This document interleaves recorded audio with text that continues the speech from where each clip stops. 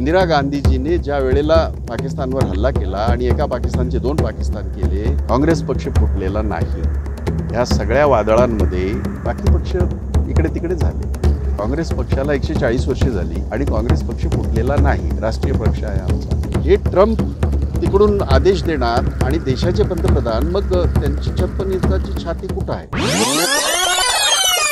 या निवडणुका या सरकारने स्वतःहून लावलेल्या नाहीत, तर देशाच्या सुप्रीम कोर्टाने यांना जे झापलंय, या लोकांना स्पष्टपणे सांगितलंय की 4 महिन्यामध्ये निवडणुका घ्याव्या लागतील आणि म्हणून आमचा सुप्रीम कोर्टावर विश्वास आहे की या येत्या 4 महिन्यामध्ये स्थानिक स्वराज्य संस्थेच्या निवडणुका होतील। या निवडणुकामध्ये स्थानिक स्वराज्य संस्थेच्या निवडणुका ह्या कार्यकर्त्याच्या निवडणुका असतात। मी मुंबईची जर गोष्ट सांगितलं तर आपल्याला माहिती आहे की 227 कॉर्पोरेटर निवडून जातात। त्यामुळे कार्यकर्ता वर्षानुवर्षे जो काम करतो, झेंडा खांद्यावर घेऊन काम करतो, तर या निवडणुकांची वाट बघतो। आणि म्हणून मी माजी अध्यक्ष म्हणून, आमच्या अध्यक्ष वर्षा गायकवाड असतील किंवा आम्ही सगळ्यांचं आमचं मत असं आहे की ही लढाई ह्या स्थानिक स्वराज्य संस्थेच्या निवडणुका आम्ही स्वबळावर लढायला पाहिजे, कारण कार्यकर्त्यांना सगळ्यांना न्याय देता येत नाही या विकास आघाडी महाविकास आघाडीमध्ये लढताना। पण जर उद्या वरच्या नेत्यांनी, सगळ्या आमच्या मोठ्या नेत्यांनी, दिल्लीच्या नेत्यांनी किंवा महाविकास आघाडीच्या घटकाच्या नेत्यांनी जर ठरवलं एकत्र लढायचं, तर मग आम्ही नक्कीच लढू।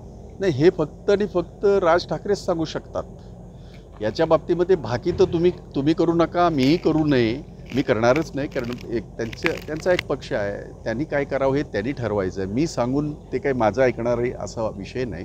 त्यामुळे मला असं वाटतं की आत्तापर्यंतचं यांची, राज ठाकरेंची जर भूमिका बघितली आपण, त्यांनी कधीतरी सपोर्ट केला आहे, यांना भाजपला सपोर्ट केला आहे, मोदींना सपोर्ट, कधीतरी त्यांच्या विरोधात बोलले। त्यामुळे हे राज ठाकरेच सांगू शकतील की ते काय करणार आहेत। ते पवारसाहेब आणि अजितदादाच सांगू शकतील परत एकदा, कारण माझा पक्ष फुटलेला नाही, काँग्रेस पक्ष फुटलेला नाही।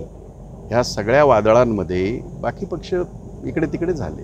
काँग्रेस पक्षाला 140 वर्षे झाली आणि काँग्रेस पक्ष फुटलेला नाही, राष्ट्रीय पक्ष आहे आमचा। त्यामुळे ते जर एकत्र आले चांगलंच आहे, कारण आम्ही महाविकास आघाडीमध्ये आहोतच। आज जरी दादा तिकडे गेले असले युतीमध्ये, महायुतीमध्ये, तरी ते महाविकास आघाडीचे उपमुख्यमंत्री होतेच।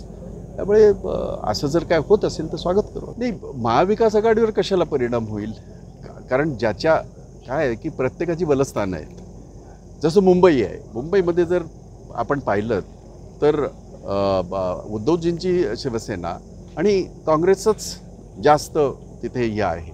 ठाण्यामध्ये जर आपण पाहिलं तर ठाण्यामध्ये सुद्धा उद्धवजींची सेना, आणखीन राष्ट्रवादीचं तिथे वर्चस्व आहे। त्यामुळे प्रत्येक ह्याच्यामध्ये स्थानिक स्वराज्य संस्थेमध्ये वेगळी समीकरणं होण्याची शक्यता आहे। त्यामुळे अर्थात एकत्र लढण्याने एकमेकांचा फायदाच होईल असं मला वाटतं। नाही, माझं तर म्हणणं असं आहे की एवढी मोठी घटना घडते आणि किती आतंकवाद्यांना मारलं, ज्यांनी आमच्या नागरिकांना वेचून मारलं, तर मग ही शस्त्रसंधी कशी? आणि हे दुर्दैवाने सांगावंसं वाटतं की इंदिरा गांधीजीने ज्या वेळेला पाकिस्तानवर हल्ला केला आणि एका पाकिस्तानचे दोन पाकिस्तान केले, 94,000 सैनिकांनी आणि त्यांच्या सगळ्या अधिकाऱ्यांनी शरणागती पत्करली आणि तसा करार आहे। हे ट्रम्प तिकडून आदेश देणार आणि देशाचे पंतप्रधान, मग त्यांची 56 इंचाची छाती कुठं आहे, त्यांचे लाल डोळे कुठं आहेत? या देशाचा स्वाभिमान घाण ठेवून जर असं काही होत असेल तर त्याचं समर्थन अजिबात करता येणार नाही।